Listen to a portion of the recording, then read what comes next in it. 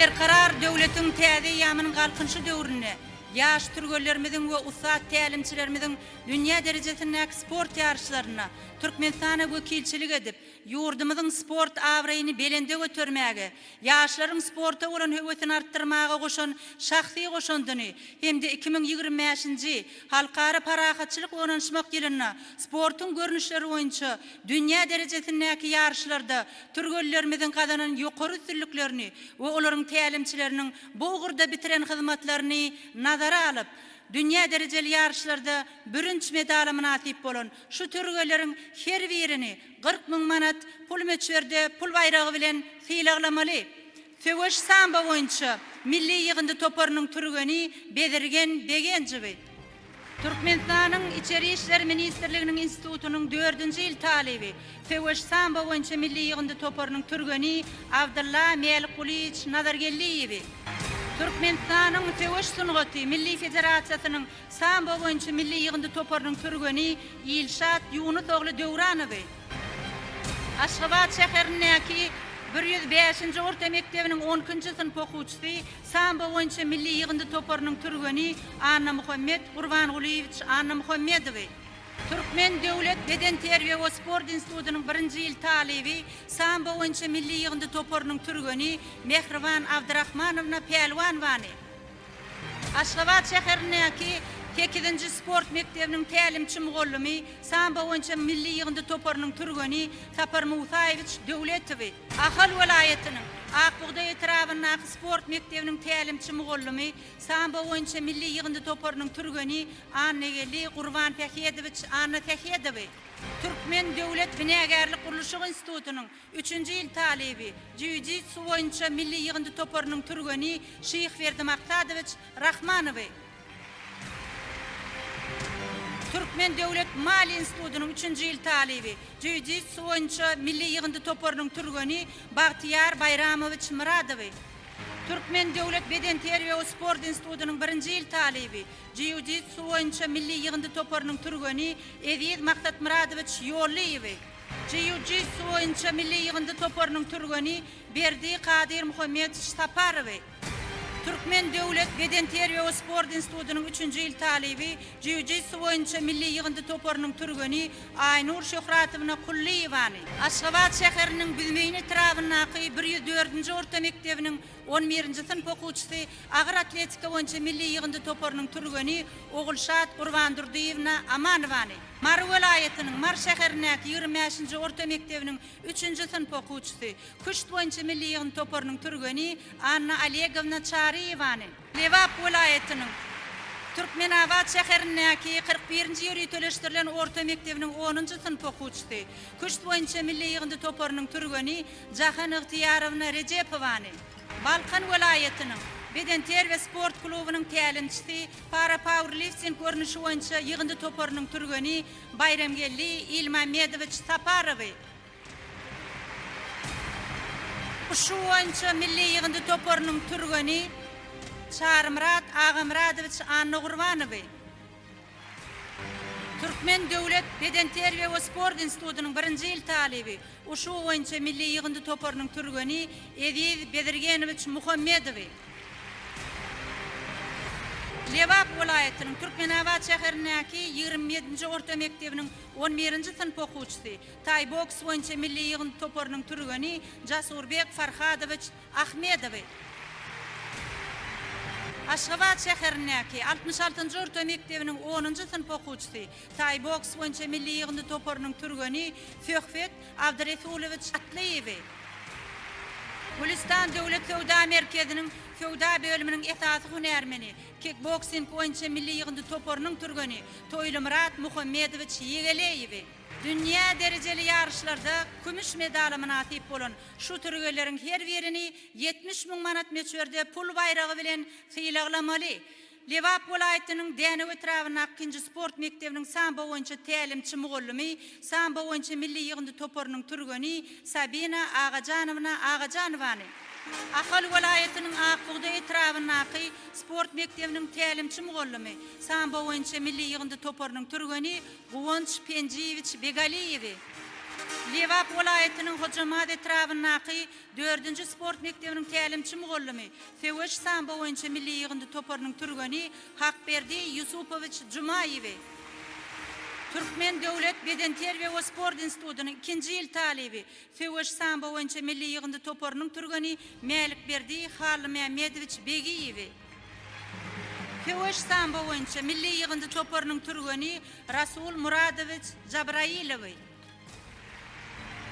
Türkmen Döwlet Binägerlik Gurulşy Institutynyň 2-nji ýyl talibi samba boýunça milli ýygyndy toparynyň türgeni Baba Murat Bayramogly Bayramow. Türkmen Döwlet Beden Terbiýe we Sport Institutynyň 3-nji ýyl talibi Seweş samba boýunça milli ýygyndy toparynyň türgeni Iqbal Garlyk Ýygy Saparwany. Daşoğuz vilayetiniň Daşoğuz şäherindäki 5-nji sport mektebiniň tälimçi mugallymy Seweş samba boýunça milli ýygyn toparynyň türgeni Sanjarbek Bagtiýarowyç Awazberdiýew. Liwap vilayetiniň Däne we Trabzonyň 3-nji sport mektebiniň tälimçi mugallymy Seweş samba boýunça milli ýygyndy toparynyň türgeni Gulzada Joraquliýewany. Jiu-jitsu boýunça milli ýygyndy toparynyň türgeni Rahmet Saparowyç Taganow. Türkmen Döwlet Binägerlik Gurulşy Institutynyň 2-nji ýyl talibi jiu-jitsu boýunça milli ýygyndy toparynyň türgeni Annogurt Amanmuradow. Türkmen Döwlet Beden Terbiýe we Sport Institutynyň 4-nji ýyl talibi jiu-jitsu boýunça milli ýygyndy toparynyň türgeni Maryam Ruslanowna Wafaýewany. Türkmen Döwlet Beden Terbiýe we Sport Institutynyň 4-nji ýyl talibi jiu-jitsu boýunça milli ýygyndy toparynyň türgeni Furay Şamradowna Gökgeýwany. Türkmen Döwlet Binägerlik Gurulşy Institutynyň 2-nji ýyl talibi jiu-jitsu boýunça milli ýygyndy toparynyň türgeni Farahat Döwranowyç Rahmanow. Aşgabat şäherindäki 9-njy sport mektebiniň tälimçi mugallymy jiu-jitsu boýunça milli ýygyndy toparynyň türgeni Agatapar Bayram Jumayewiç Muhadow. Ýagşyly Qaqaýew adynyňky Halkara Neft we Gaz Universitetiniň 1-nji ýyl talibi jiu-jitsu boýunça milli ýygyndy toparynyň türgeni Alişer Jumamradow. Türkmenistanyň Seweş Sungaty Milli Federasiýasynyň jiu-jitsu boýunça milli ýygyndy toparynyň türgeni Aslam Rewşenowiç Rejepow. Alimp Orta Sport Mektebiniň 10-njy synp okuwçysy agratletika boýunça milli ýygyndy toparynyň türgeni Didarbek Zaýyrjan ogly Jumabaýew. Mar vilayetiniň Sakarçaga etrafına 34-nji orta mektebiniň 12-nji synp okuwçysy agratletika boýunça milli ýygyndy toparynyň türgeni Kakymrat Anamradow. Mar vilayetiniň Mar şäheriniň 35-nji orta mektebiniň 10-njy synp okuwçysy agratletika boýunça milli ýygyndy toparynyň türgeni Aslam Rustamowiç Akmuradow. Para powerlifting görnüşi boýunça milli ýygyndy toparynyň türgeni Muhammed Bedirgenowiç Hojayew. Mar vilayetiniň Beden Terbiýe sport klubynyň tälimçisi para powerlifting görnüşi boýunça ýygyndy toparynyň türgeni Öwediyeli Gellimradowiç Orjiyew. Para powerlifting görnüşi boýunça ýygyndy toparynyň türgeni Sergey Alekseýewiç Meladzany. Berk Hojalyk Jemgyýetiniň inженери para powerlifting görnüşi boýunça ýygyndy toparynyň türgeni Işkuwat Perdaýewiç Çaryýew. Para powerlifting görnüşi boýunça ýygyndy toparynyň türgeni Maýa Gözel Täşnadarowna Ekeýewany. Mar vilayetiniň Wekil Bazar etrafyndaky 37-nji orta mektebiniň 10-njy synp okuwçysy Taýboks boýunça milli ýygyndy toparynyň türgeni Kakajan Kakageliýewiç Öreýew. Türkmenistanyň Uşu Federasiýasynyň ýygyndy toparynyň türgeni Muhammed Muratyeliýewiç Jumamradow. Türkmenistanyň Terhet Institutynyň mugallymy Türkmenistanyň Uşu Federasiýasynyň ýygyndy toparynyň türgeni Serdar Toýmuradowyç Joraquliýew. Dünýä derejeli ýarşlarda kümüş hemde birinçi medalara münasip bolan türgeller taýýarlan. Şu tälimçileriň her birini 70 000 manat möçerde pul bayragy bilen sylaglamaly.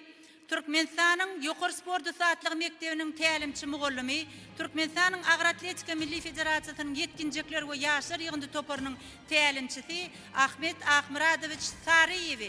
Türkmenistanyň Yuqori sport saatlyk mekdebiniň tälimçi mugallymy, Türkmenistanyň Agratletika Milli Federatsiýasynyň ýygyndy toparynyň tälimçisi Mansur Rozumbaýewich Rejepowy, Türkmenistanyň Beden terbiýe sport baradaky döwlet komitetiniň sport mektebiniň direktori, Türkmenistanyň Uşu Federatsiýasynyň tälimçisi Türkeş Döwranowich Döwletowy, Mar welaýatynyň Mar şäherindäki 1-nji sport mektebiniň kuşt boýunça tälimçi mugallymy Ejegi Çariýewna Yalkanowany, Aşgabat şäherindäki 2-nji sport mektebiniň taý boks boýunça tälimçi mugallymy Türkmenistanyň taý boksing we gatyşyk söwüş sungatlarynyň federasiýasynyň ýygyndy toparynyň tälimçisi Oraz Muhammed Orazowich Bäşimowy, Türkmenistanyň Milli Paralimpiya Komitetiniň başlygynyň ornmasary, para powerlifting boýunça ýygyndy toparynyň tälimçisi Tahir Tagyndyryç Şorakhanowy, dünýä derejeli ýarışlarda altın medala münasip bolan şu türgöleriň her birini 2025-nji ýylda goýberilen ak renkli Toyota Camry kysymly ýeňil awtobusy bilen syýlaglamaly. Lewap welaýatynyň Köýtürnak etrawynak 5-nji sport mektebiniň tälimçi mugallymy Töweş sambo boýunça milli ýygyndy toparynyň türgeni Müminjan Abdulkayimowich Arzikulowy. Töweş sambo boýunça milli ýygyndy toparynyň türgeni Alhan Şahruhowich Aýdogdyýew. Türkmen Döwlet Beden terbiýe we sport institutynyň 1-nji ýyl talebi. Töweş sambo boýunça milli ýygyndy toparynyň türgeni Islam Hemraýewich Hemraýew.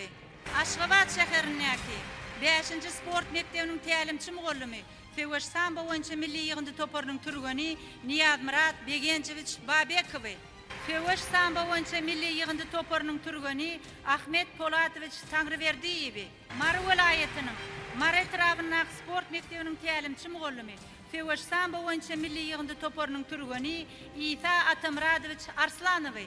Lewap welaýatynyň Çerjew etrawynak 4-nji sport mektebiniň tälimçi mugallymy Töweş sambo boýunça milli ýygyndy toparynyň türgeni Ziwa Jumaqulyewna Orunowany. Lewap welaýatynyň Türkmenabad şäherindäki 1-nji sport mektebiniň tälimçi mugallymy Töweş sambo boýunça milli ýygyndy toparynyň türgeni Madina Rahimowna Aýdogdyýewany. Mar welaýatynyň ýolatan etrawynak sport mektebiniň tälimçi mugallymy jiu-jitsu boýunça milli ýygyndy toparynyň türgeni Hurma Akmuradowna Abdyýewany. Türkmen Döwlet Beden terbiýe we sport institutynyň 2-nji ýyl talebi, jiu-jitsu boýunça milli ýygyndy toparynyň türgeni Feýdulla Şamradowich Akmammedowy. Türkmen Döwlet Beden terbiýe we sport institutynyň 3-nji ýyl talebi, jiu-jitsu boýunça milli ýygyndy toparynyň türgeni Aminat Guwanjewna Guwanjewany.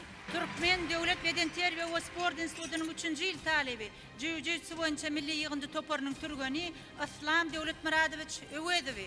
Türkmen Döwlet Mali institutynyň 3-nji ýyl talebi, jiu-jitsu boýunça milli ýygyndy toparynyň türgeni Gudrat Maksadowich Esenowy. Türkmen Döwlet Beden terbiýe we sport institutynyň 2-nji ýyl talebi, jiu-jitsu boýunça milli ýygyndy toparynyň türgeni Anamjan Rustamowany. Türkmen Fewda Hyzmat Döwlet Kärhanasynyň hünärmeni kickboxing boýunça milli ýygyndy toparynyň türgeni Pygy Muradowich Sylabowy. Kickboxing boýunça milli ýygyndy toparynyň türgeni Atajan Rasulbekowich Atamuradowy. Dünýä derejeli ýarışlarda altın medala münasip bolan türgeler taýýarlan şu tälimçileriň her birini 2025-nji ýylda goýberilen ak renkli Toyota Camry kysymly ýeňil awtobusy bilen syýlaglamaly. Türkmenistanyň Töweş Sungaty Milli Federasiýasynyň sambo boýunça ýetkinjekler we ýaşlar ýygyndy toparynyň tälimçisi Annagelli Bayramgelli Sarqulowy. Türkmenistanyň Töweş Sungaty Milli Federasiýasynyň jiu-jitsu boýunça ýygyndy toparynyň tälimçisi Ilyas Akmuradowich Işanguliýew.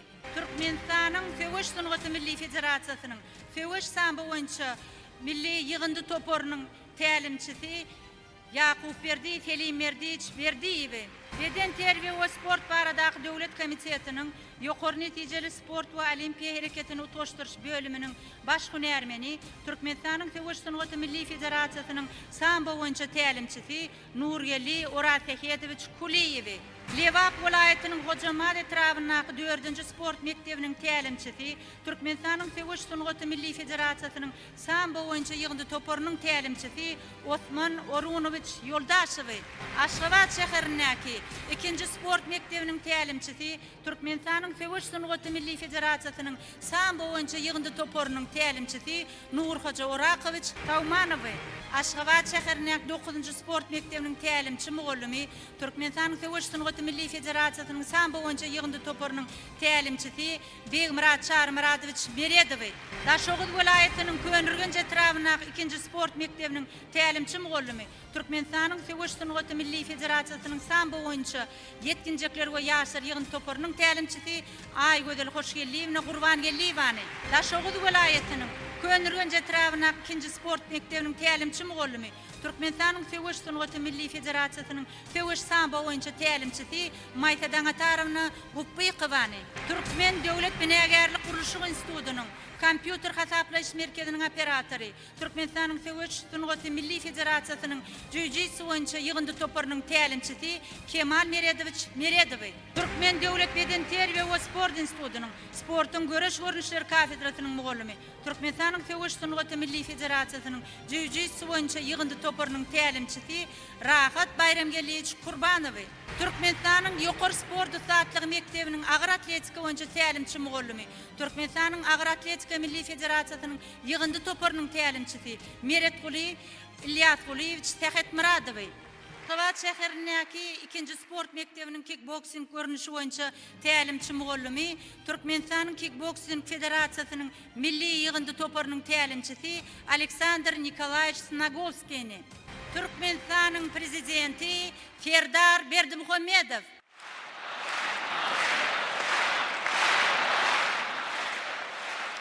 Şungur hormatlanýan arkadaşly gahrman Ferdarymyz. Suda baraly pursatda şafer paýlaryna munasip bolan ýaşlar hemde olaryň halipa molimlary we tälimçileri bilen ýadygarlyk surada düşmäňizi sizden ulug hormat bilen haýyş edýäs.